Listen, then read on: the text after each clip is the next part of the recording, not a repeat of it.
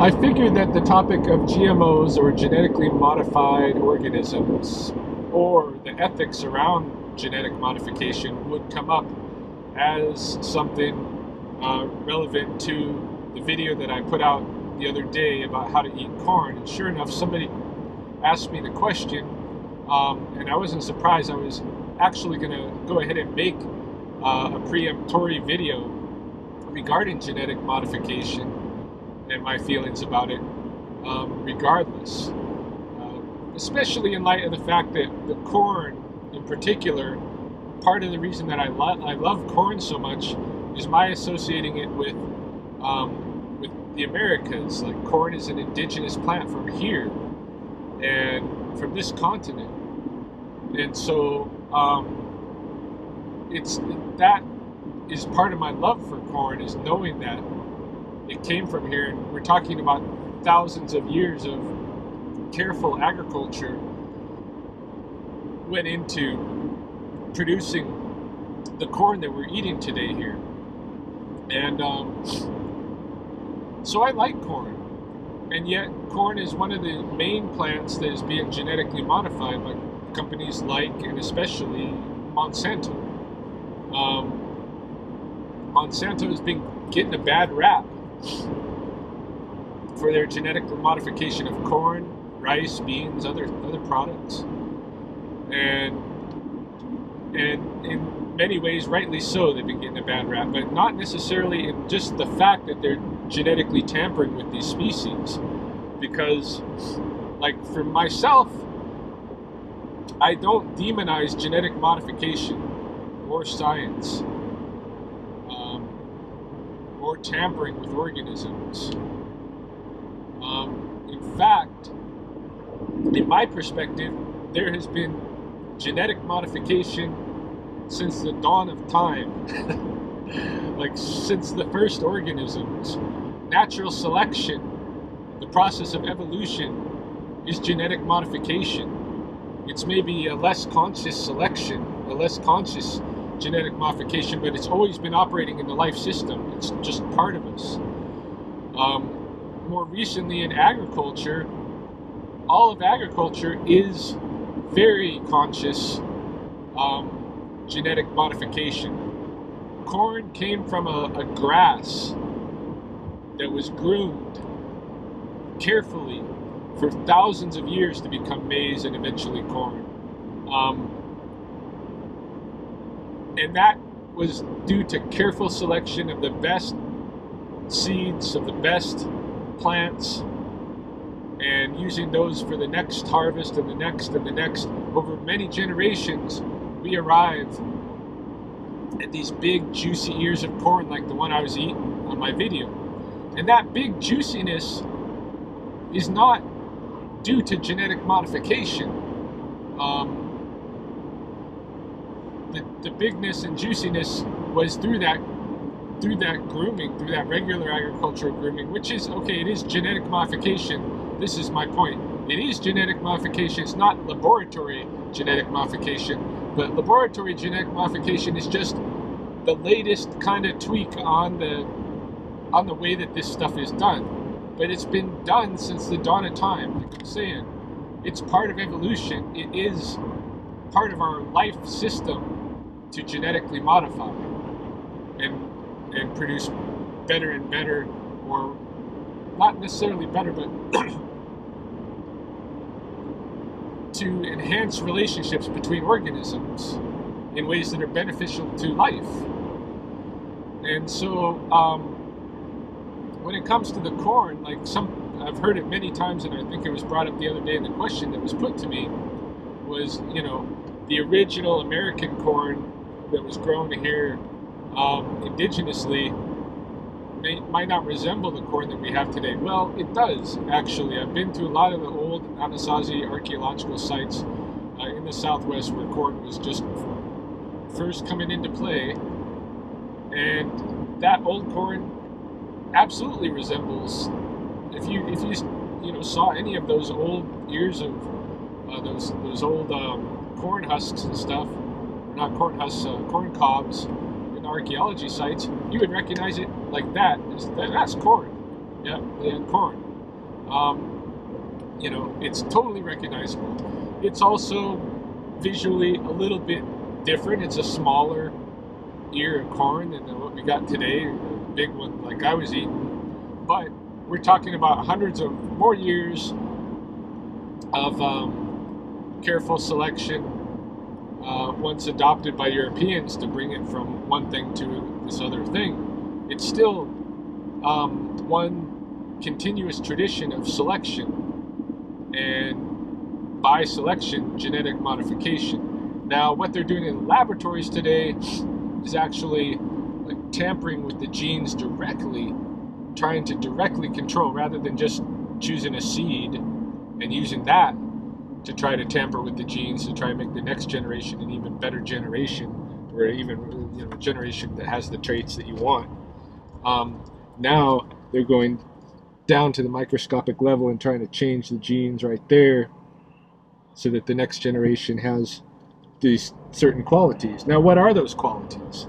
Unfortunately, that's where the negative stuff comes in, because what they want those qualities to have now is what they're genetically modifying is that they're making their plants have resistance to pesticides and have a little built-in insecticide. And so, or their plants resistant to herbicides, I should say, not pesticides, although they probably consider them the same thing.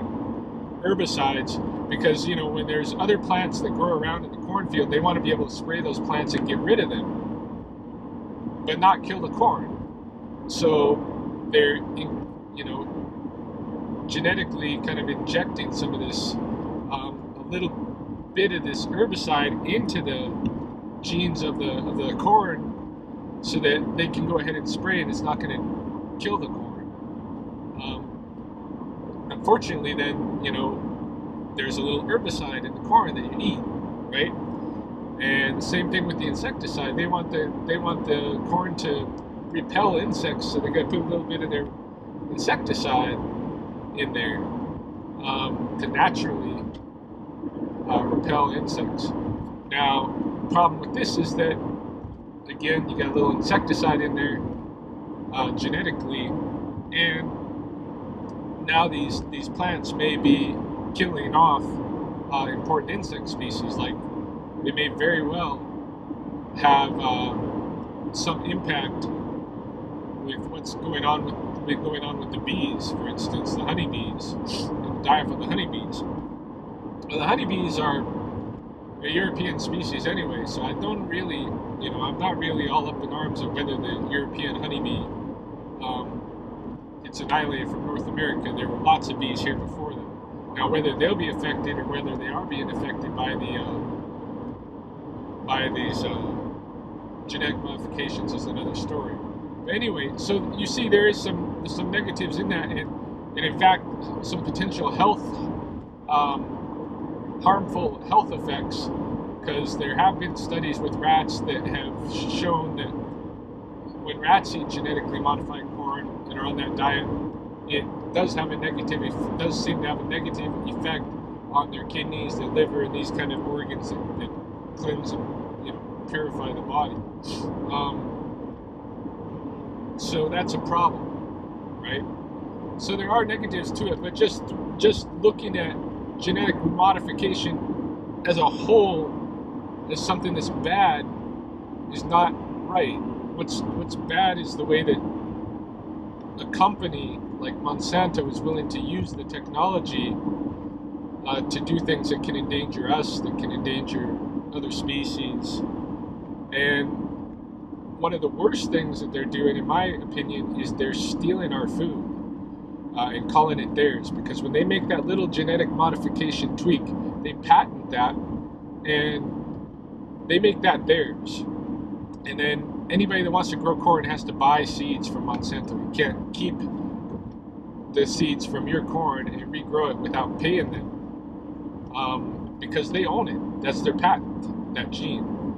Also, if your field of non-genetically modified corn is downwind from their corn and their pollen comes in and pollinates your crop, and they can take your seeds and prove that your plant has their patented genes in there, then you owe them money and they sue you. That, I think, is the real evil.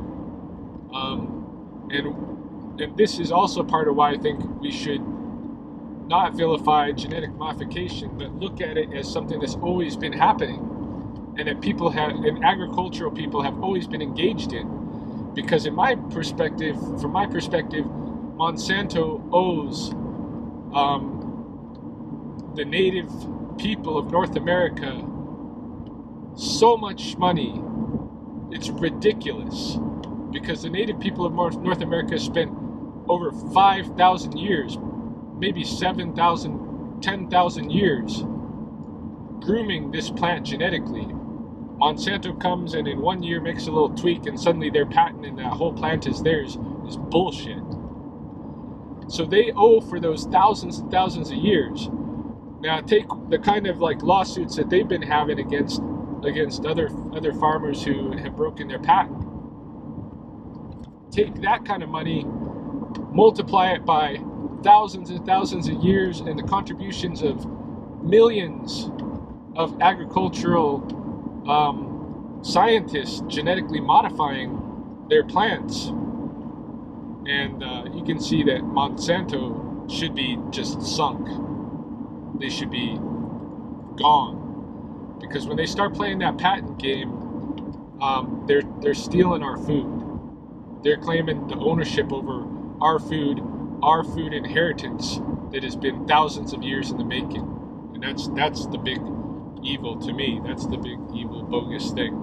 But genetic modification in general, no, I don't think it's evil. I think if you can go in and make modifications to organisms that are going to be actually long-term beneficial, then that's good. Now, there are huge risks in tampering technologically with organisms, in that we don't know, like, well, it is kind of predictable what the outcome's going to be. Say, take I use this example a lot, but take visual technologies. Like, I was born with bad eyesight. My father before me had bad eyesight, and I inherited his bad eyesight. And my eyesight has only become worse over the years of my life. And it's so bad that even just a couple of weeks ago, I wasn't wearing my contacts or my glasses. I'm so blind that I was practicing martial arts, and I hit a pole thinking I was hitting my bag, because I'm blind. Because I saw that pole as my bag, I hit it and broke my hand. That's how messed up I am with my eyesight. Now, visual technology has allowed me to stay alive. A person like me with my eyesight couldn't have possibly lived in the past without visual technology, especially in the past. But today, I'm able to live with the visual technology. And not only am I able to live, but I'm able to blend in and look regular as though I don't have any eyesight problem. You know, growing up, at first I had eyeglasses, and that marked me as having a genetic problem, and I was treated as such, actually. You know, I was treated as, you know, the people recognize that's ugly, right? The girls recognize that's ugly. You don't want the guy with the glasses because that's ugly. But the ugly means, you know, there's a problem there. There's a physical problem. And but once I was able to get contact lenses, age 16, things flipped around like that. Within 10 days, I had a girlfriend. You know, it was ridiculous. The change was like black and white, like just crazy change from going from glasses to contacts. Major difference, social difference. So I know from firsthand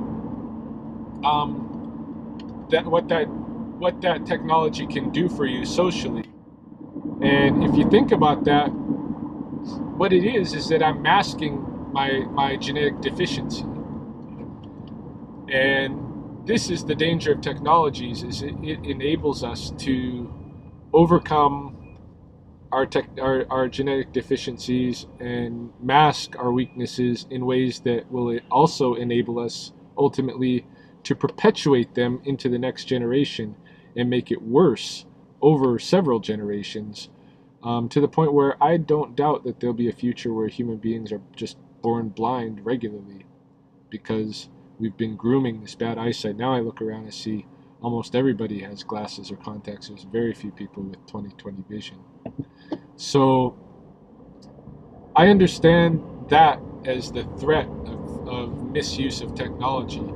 So we have to really care before you use a technology for, like, say, before you genetically modify an organism, you need to be thinking down the road of, is that going to allow us to maintain or heighten a weakness in our own genetics, in our species?